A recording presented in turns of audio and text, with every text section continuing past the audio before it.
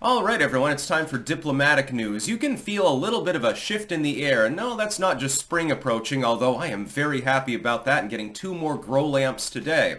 I've already got all the soil potted up. I'm growing peppers, cucumbers, pretty much everything Justin Trudeau would like to stuff in his ass. We'll be talking about that on a New Tech exclusive later, because Canada's new hate speech law actually beckons the idea of extraditing people into Canada to face trial even though they're from another country. So we're going to deliberately violate their laws. That'll be fun. So tune in on BitChute or Odyssey or Rumble. It doesn't matter which platform. We're going to have some fun later. Viktor Orban, right? Leader of Hungary. He's planning to visit a major world leader. But it ain't Joe Biden that he's visiting. He ain't going to the White House. He's going to the Mar-a-Lago to go and chummy it up with Trump. This reminds me of something that happened last week with Javier Milei, actually. Yes, at CPAC. When Milei went to CPAC, it was basically 2 world leaders greeting each other. The president, you remember, it was very, very funny. And Trump looked a little bit, struck by that. He's like, oh, what's going on? Because in Latin American culture, it's much more like, hey, you're my greatest pal, and yeah, let's shake hands, take pictures. Do you want to go out for lunch? You want to fuck my sister or something? That's sort of the way politics works in Latin American countries to an extent. It's very different from how it works in Eastern Bloc regions where Trump has done a lot of business, actually. So he was a little bit out of his element there, and it was very funny. But he treated Trump like a close friend, like a fellow leader. He wouldn't treat Joe Biden that way. The same is true of Viktor Orban. That's why he's visiting the Mar-a-Lago. He's completely snubbing the so-called U.S. leadership in D.C. Why? Because he expects Donald Trump to be reelected, and so he wants to get in very early. Javier Milei gets first dibs, quite clearly. He's the first one that went in there and chummed it up with Trump. Viktor Orban being from Eastern Europe, it's going to be a little bit less of the, oh, you're so great, oh my God, shake my hand, give me a big hug. And so it's going to be a little bit less like that, but he's going to have a good time, I think. And that's because Viktor Orban's like, okay, look at my policies. The EU is pushing back against me. I've got internal foes politically within the bloc that I belong to. I'm going to need the help of the United States. Who's going to be leading the United States come next year? That's probably Donald Trump.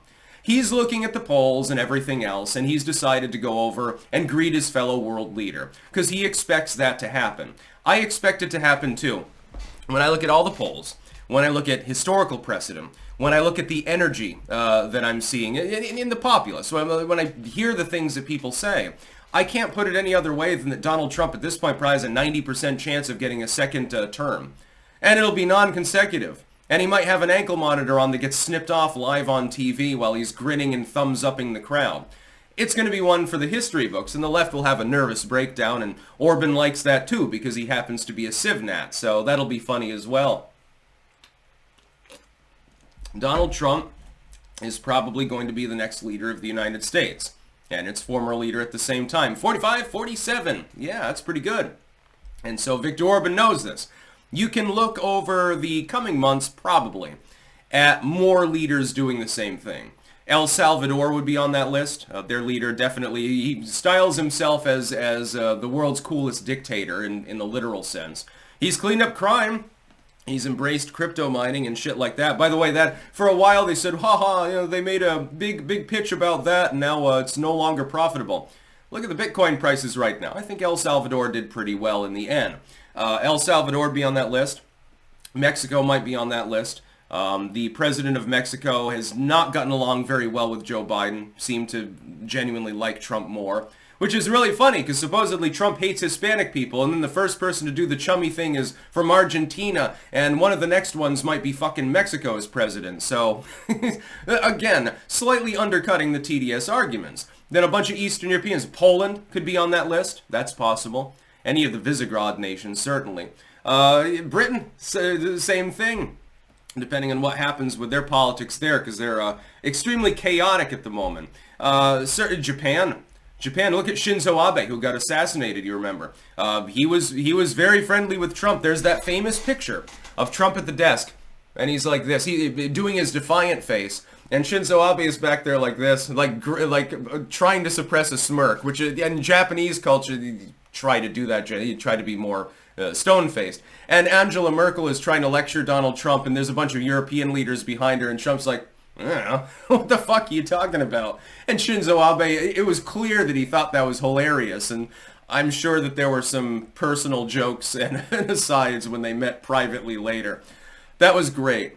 It was almost as funny as the time that George W. came up behind Angela Merkel and tried to give her a little squeeze on the shoulders, and she was like that. You remember that? That went totally viral back in the 2000s. One of those Bushism moments, by the way, that unfortunately we don't have as many compilations for Joe Biden, even though they're even goddamn funnier.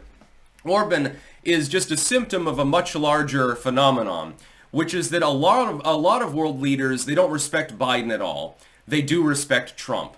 He may not get as much respect in Canada or in France or Germany or someplace like that. In Eastern Europe, in Eastern Europe, East Asia, South Asia, certainly, goddamn India. You remember that when he went over there to the stadium with Modi, he got the Hanuman treatment. He was treated almost as he was like a deified avatar or something. 300 fucking thousand some odd people chanting his name, and there were people praying to Ganesha for him and stuff like that, and it was almost like he was a god man or something, almost like a Victorian moment.